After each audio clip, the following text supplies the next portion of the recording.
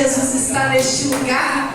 E eu quero aqui louvar aquele que é digno de toda a glória e de todo louvor, porque estamos aqui nesta noite reunidos por Ele, para Ele, porque todas as coisas são para a glória do nome dEle. Aleluia, louvado seja Deus.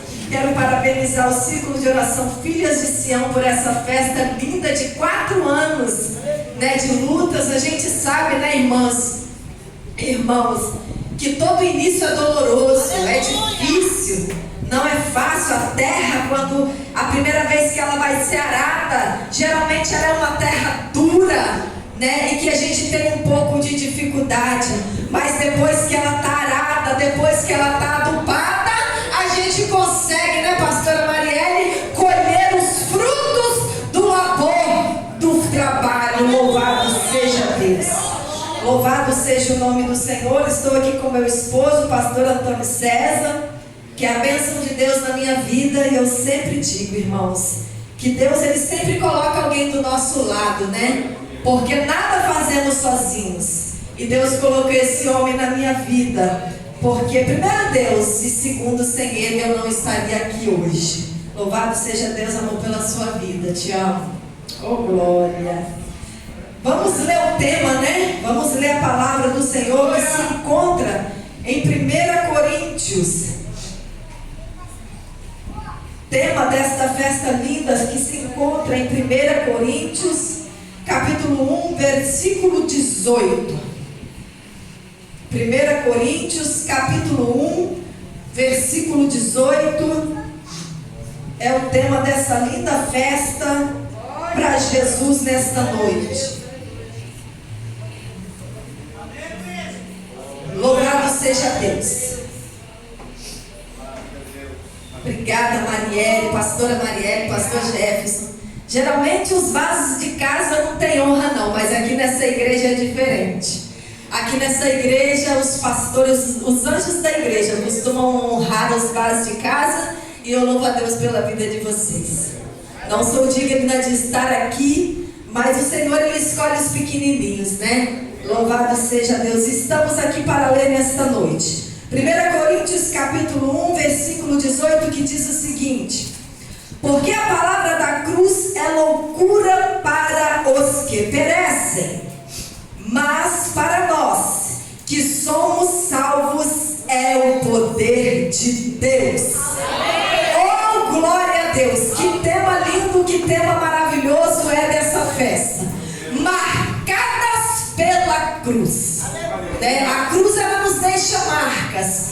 Quem toma a tua cruz sabe que nós iremos carregar marcas, mas contudo somos mais do que vencedores. Pode ser.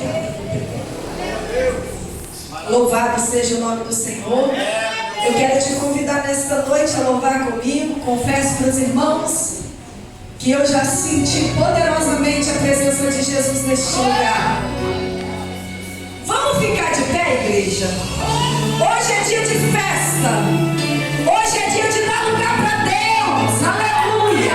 A verdade, dar lugar para Deus é todo dia. Mas hoje, quem pode, fica sobre os seus pés. Vamos falar com Jesus. Porque se você ainda não chorou, se você ainda não falou em línguas estranhas, se você ainda não falou com Jesus neste lugar e não sentiu o poder do Espírito Santo, meu querido, ainda dá tempo, porque o melhor está por vir, que é a palavra do Senhor Jesus neste lugar, nesta noite. Oh, glória a Jesus! Deus lindo! Adore comigo este louvor. Oh, Jesus glorioso!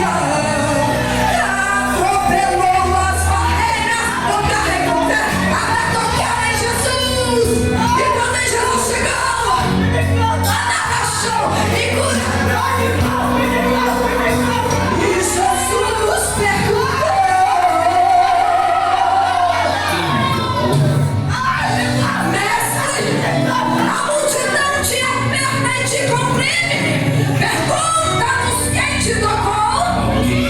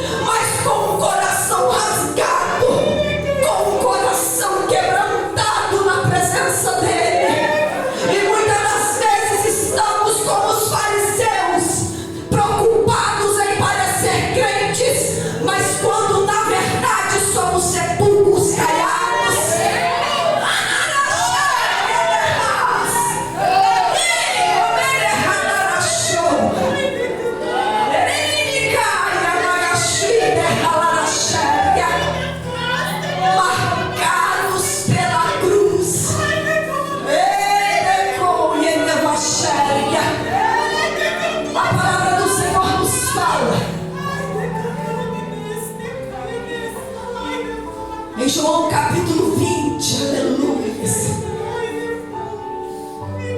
Versículo 19 em diante.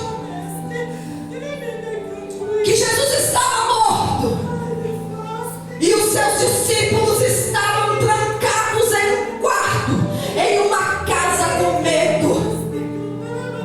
Os discípulos haviam se escondido porque o mestre tinha morrido. Eles estavam com medo dos líderes religiosos, porque os líderes religiosos que crucificaram Jesus também queriam matar os seus discípulos e seguidores. Por isso a Bíblia diz que agora os apóstolos estão escondidos dentro de uma casa.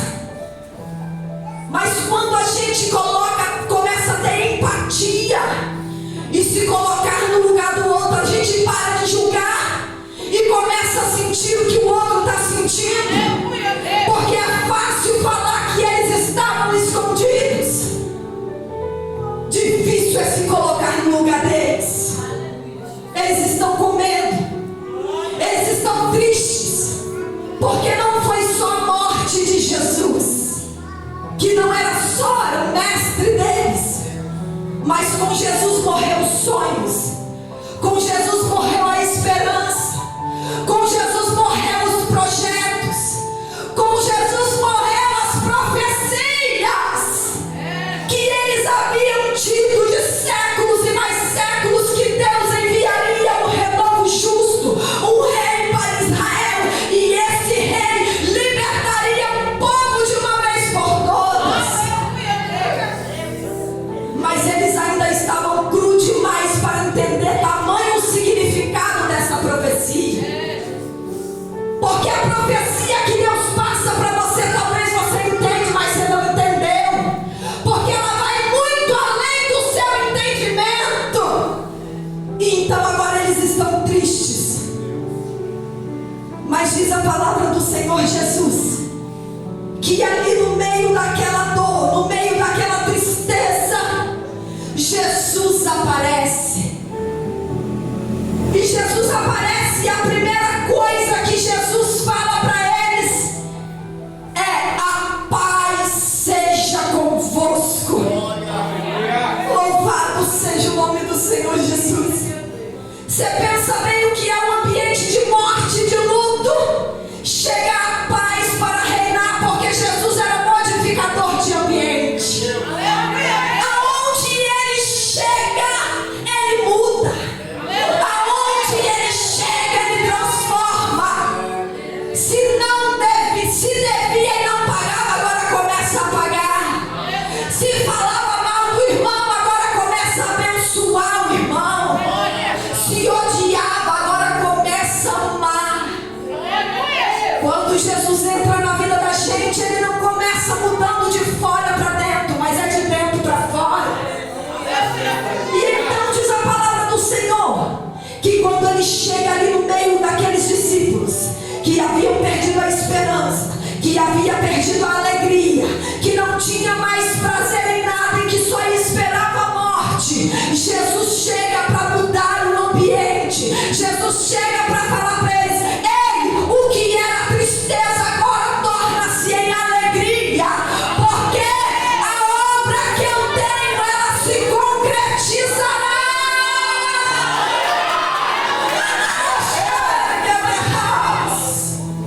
E Deus está falando para pessoas aqui nesta noite que se há tristeza, que se há choro, que se há pranto, que se há desesperança, Ele está dizendo: não vos preocupeis, porque não é o fim, mas apenas o início de uma nova história.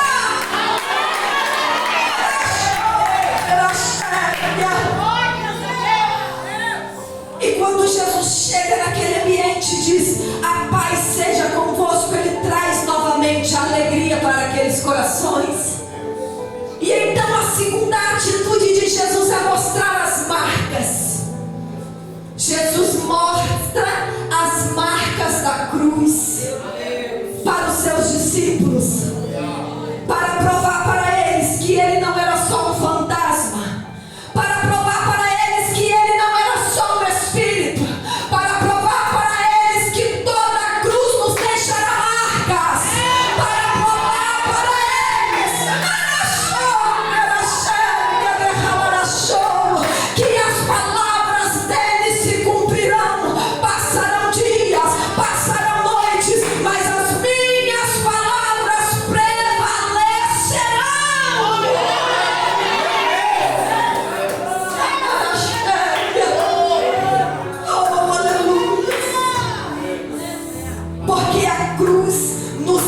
estas marcas. Louvado seja o nome do Senhor Jesus. A cruz, ela não é só um símbolo. Ela é um símbolo, mas não é um símbolo de derrota. É um símbolo de vitória. Não é um símbolo de dor, mas é um símbolo de alegria. Não é um símbolo de morte, mas é um símbolo de vida eterna, porque foi na cruz que nós alcançamos vida eterna através do sofrimento de Cristo Jesus, que nos salvou e nos comprou e nos purifica e nos santifica para podermos morar com Ele nas mansões celestiais.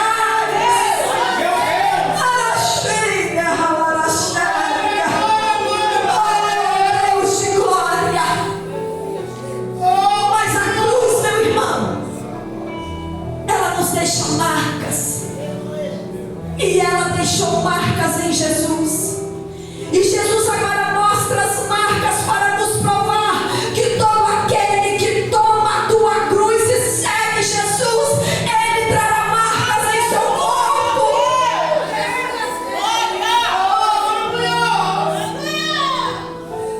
O apóstolo Paulo fala em Gálatas capítulo 6, versículo 17: eu trago as marcas da cruz de Cristo em meu corpo.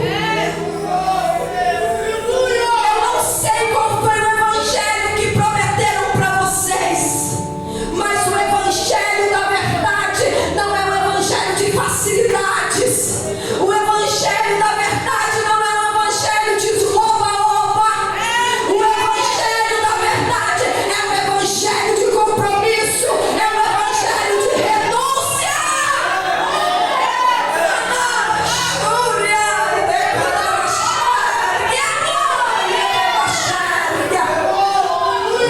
Porque todos os dias eu preciso renunciar à minha carne. Todos os dias eu preciso matar as minhas vontades. Todos os dias eu preciso dobrar os meus joelhos e pedir misericórdia a Deus. Porque sou uma mulher de impuros lábios.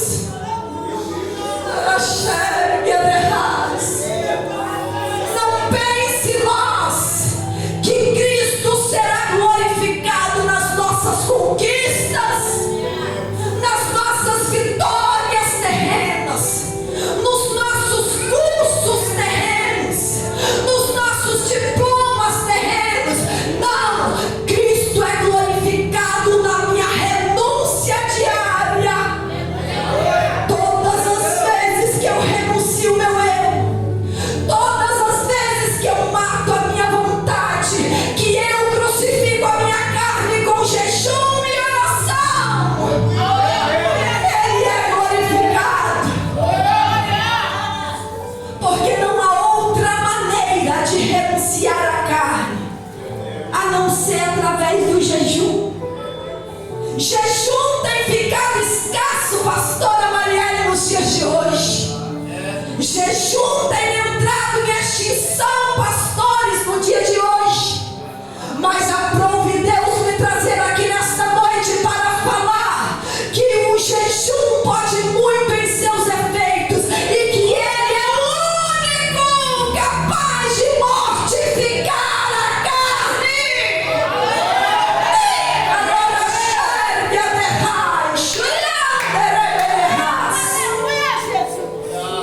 Você pode orar todos os dias e a oração te dará contato e intimidade com Deus. Mas o que mata a sua carne é o jejum. Ele é a arma poderosa para destruir as minhas vontades carnais. E a oração é a intimidade com Deus e o contato.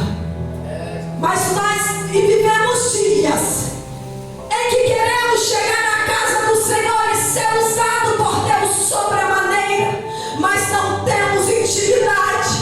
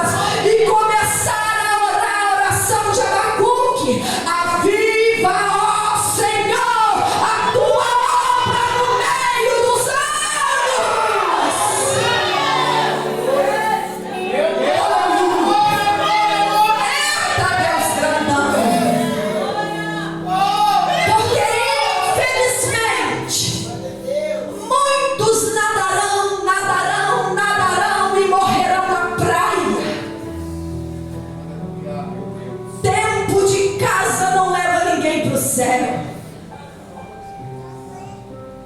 Mas é preciso estar com o coração fervendo por Cristo.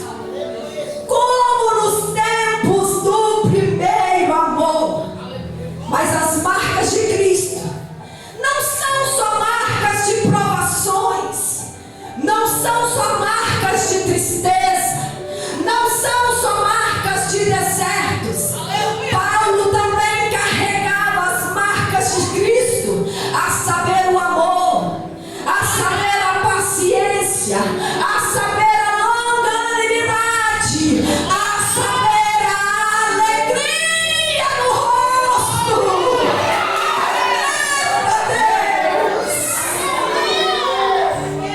Quantos de nós temos deixado a dor nos separar de Cristo? Quantos de nós temos deixado a dor atrapalhar o nosso contato e a nossa adoração com Deus? Sabe por que os discípulos estavam escondidos no quarto? Sabe por que eles estavam com medo e tristes e amedrontados? Porque a dor era maior do que a paz de espírito que excede todo entendimento. Porque os discípulos deixaram que a dor afetasse eles de sobremaneira, que eles não conseguiam mais enxergar as promessas. Porque a dor nos cega, a dor não nos deixa ver e crer e ter fé que as circunstâncias não definem a nossa história, que as circunstâncias não definem o meu e o teu futuro.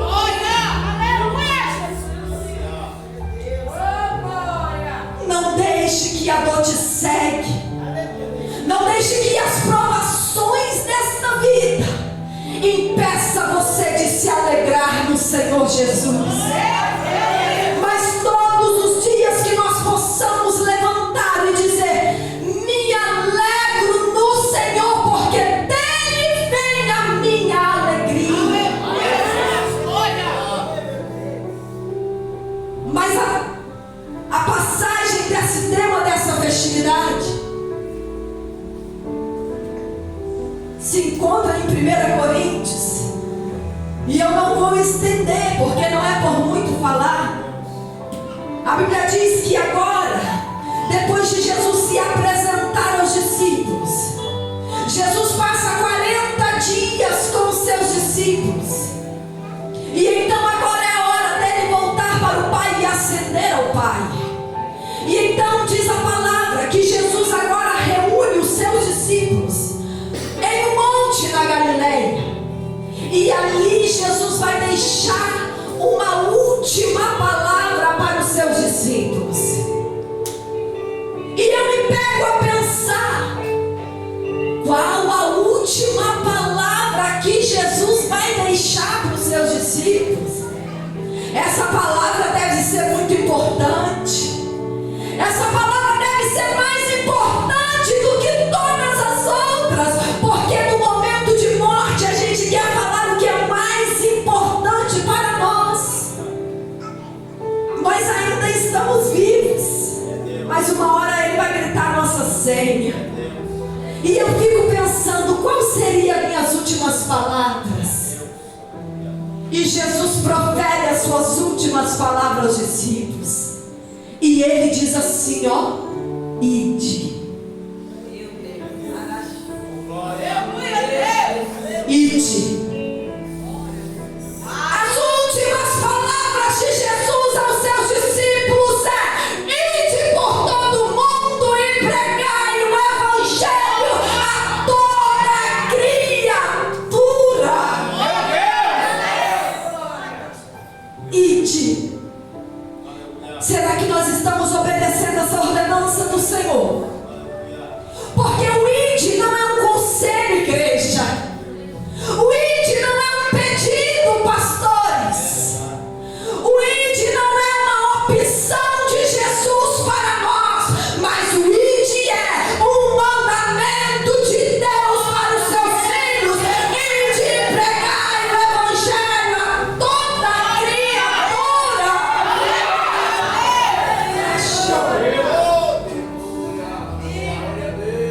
E você que é discípulo dele, você está encarregado dessa incumbência. Porque o ID não é só para os líderes. O ID não é só para as irmãs do círculo de oração, não. O ID é para todo aquele que levantou as suas mãos e falou assim: eis-me aqui, Senhor Jesus, para a glória do teu nome, eu entrego a minha vida a ti.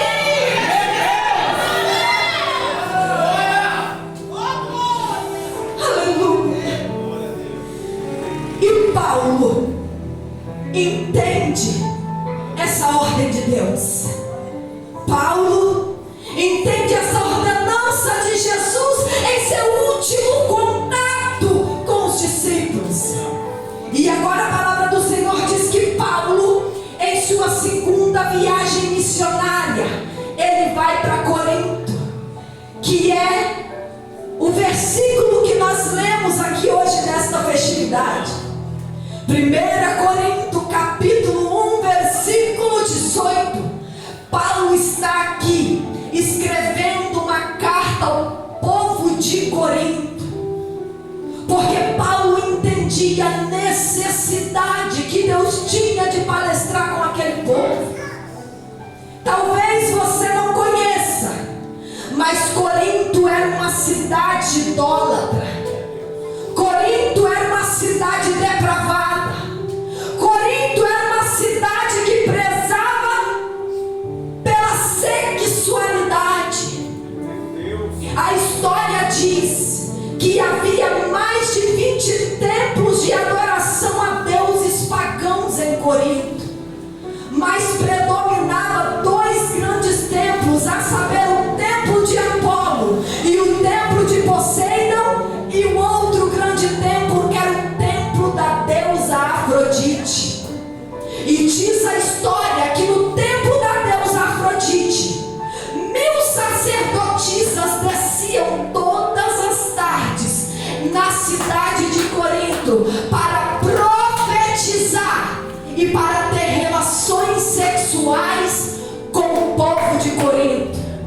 Corinto era uma cidade tão depravada, era uma cidade que priorizava tanto a orgia, o sexo, que por muito tempo uma pessoa que era uma pessoa depravada era chamada de uma pessoa de corintiana.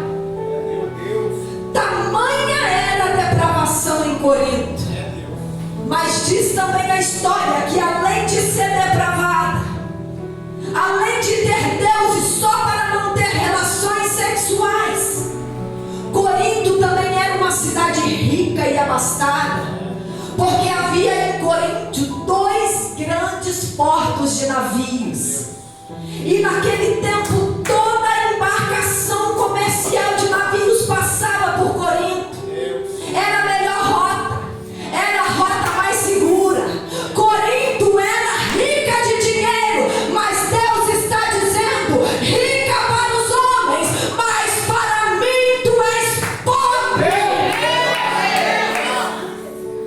Porque Deus não se deixa levar por ganância, Deus não se deixa levar por aparência, Deus não se deixa levar por multidão, Deus só se deixa levar por um coração quebrantado na presença dele. Então diz a palavra do Senhor que Paulo chega agora dentro dessa cidade e começa a pregoar o evangelho para aquele povo.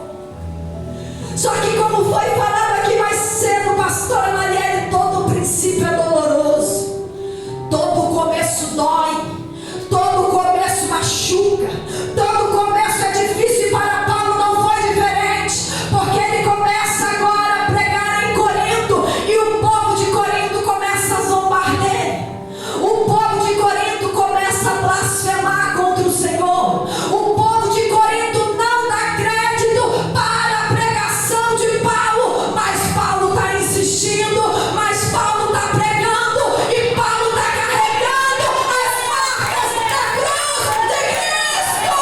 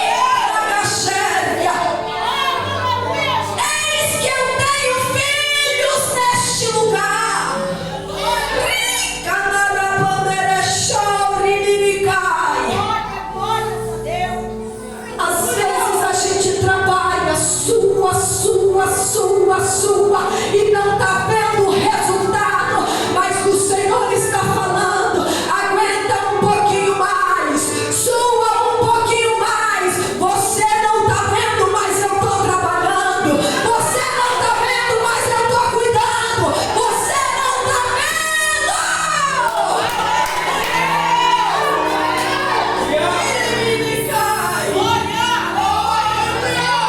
Mas eu sou o Deus que trabalha no silêncio.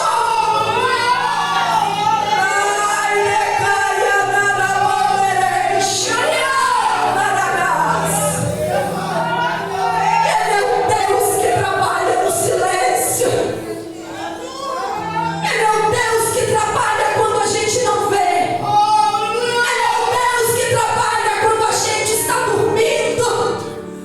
Ele é um Deus que trabalha quando a gente está doente. Ele é um Deus que trabalha quando a gente não pode orar.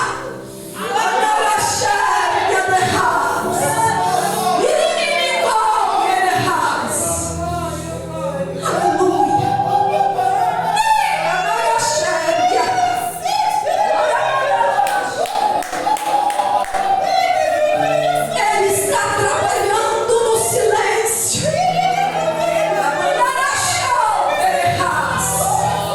Paulo quer desistir, mas Deus está dizendo: continua. Ore um pouco mais, jejue um pouco mais, sacrifique um pouco mais.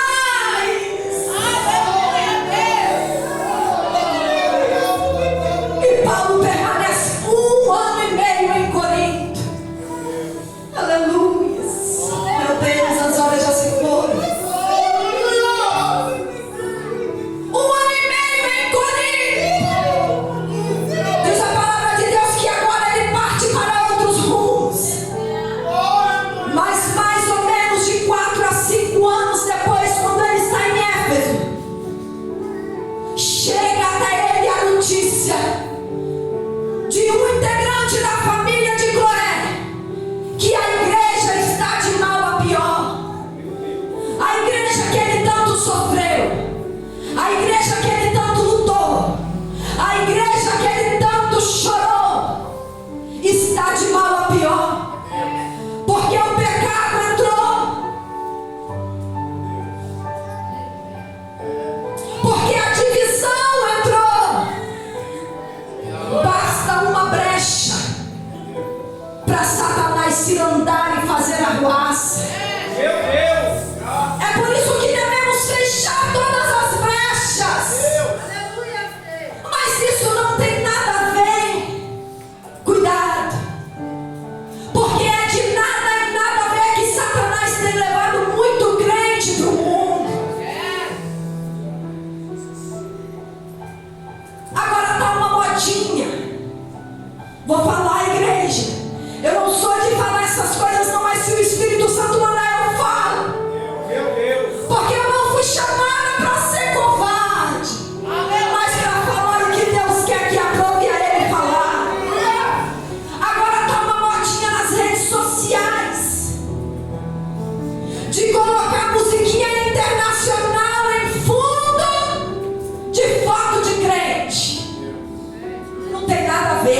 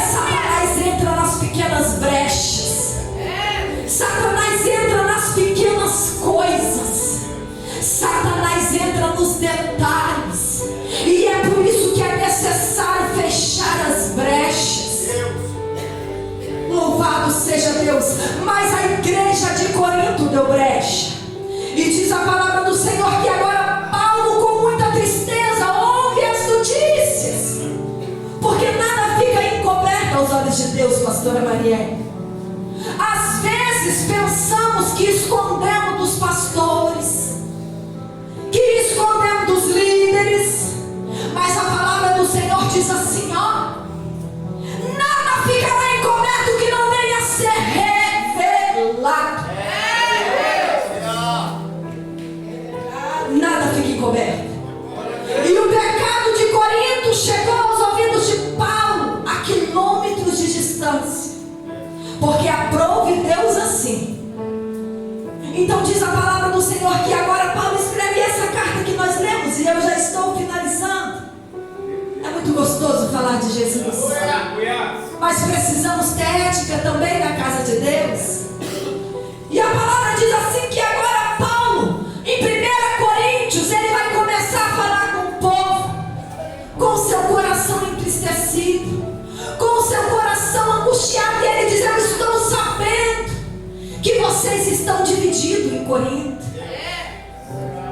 Eu estou sabendo que vocês dizem assim, ó: uns são de Paulo, outros de Apolo, outros de Pedro, outros de Jesus, e a fornicação entrou dentro do templo.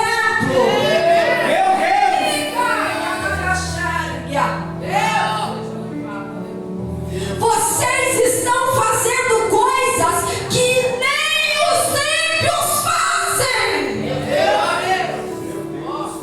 Esta é a palavra de Paulo e a palavra de Deus. Eu não estou aqui jogando conversa fora. Eu estou na direção do Espírito Santo.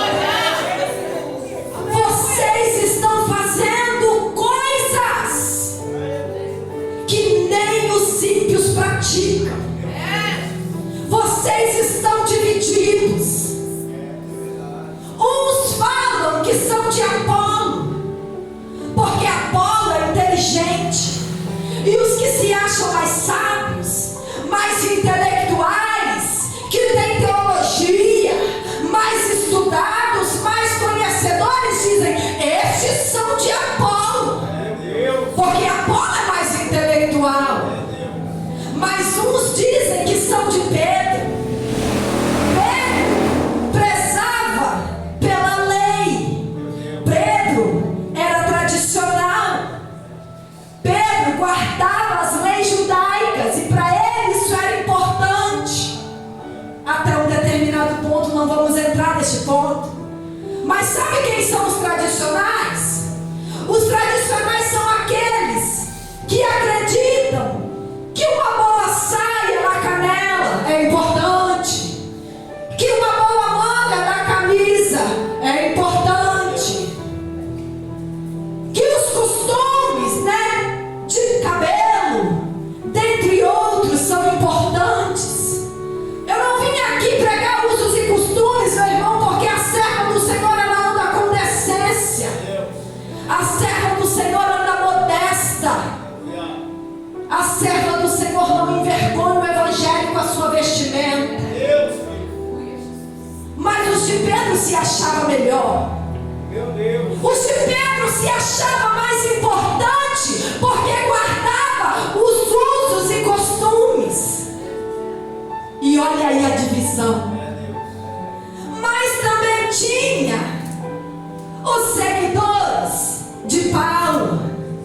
Os seguidores de Paulo eram os liberais, porque Paulo, ele entendia que não era necessária a circuncisão. Ele entendia que o gentio não precisava guardar algumas leis que eram exclusivas dos judeus. Só que o povo estava confundindo liberdade com libertinagem, liberdade com safadeza, liberdade com escândalo. Deus, ele não está preocupado com o estilo da sua roupa, meu irmão, mas muitas das vezes a sua roupa reproduz o teu coração. Você coloca na sua vestimenta o que está aqui dentro. E se nós temos Cristo, nós não envergonhamos o evangelho do Senhor Jesus. Mas por fim, eu já estou terminando. Também havia os seguidores de Jesus. E esses eram os piores. Porque eles diziam que eles não respeitavam Paulo, eles não respeitavam Apolo, eles não respeitavam Pedro, que eles só respeitavam Jesus. E assim eram rebeldes, e assim não obedeciam à liderança, e assim estavam debaixo de jugo de maldição. Porque se você não sabe ser um bom liderado, você nunca saberá ser um bom líder. Quer ser líder? Aprenda a obedecer. Quer ser líder? Aprenda a honrar os seus pastores. Aprenda a honrar os seus pais. Aprenda a honrar os seus tios. Aprenda a honrar a sua sogra. Aprenda a honrar o seu sogro. Aprenda a honrar todo aquele que veio antes. Porque se nós não sabemos honrar quem a gente vê, quem dirá Deus que a gente não vê?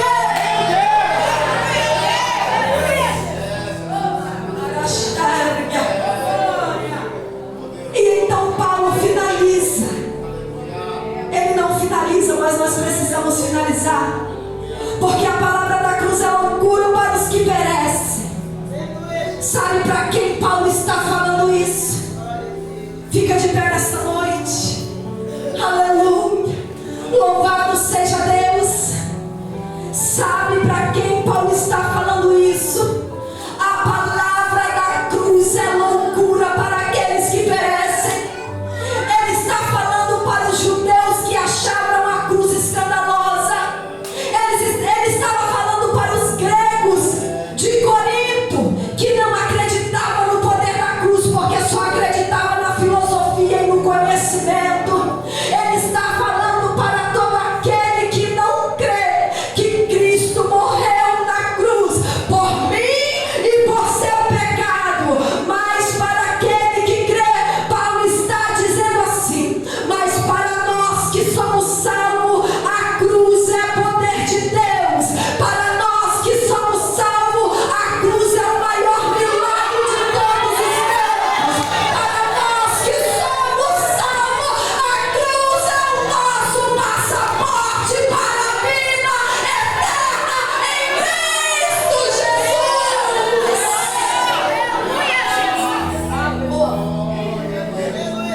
Aleluia. Deus escolhe as pequenas coisas. A palavra dele diz que ele escolhe as coisas que não são, para confundir as que são.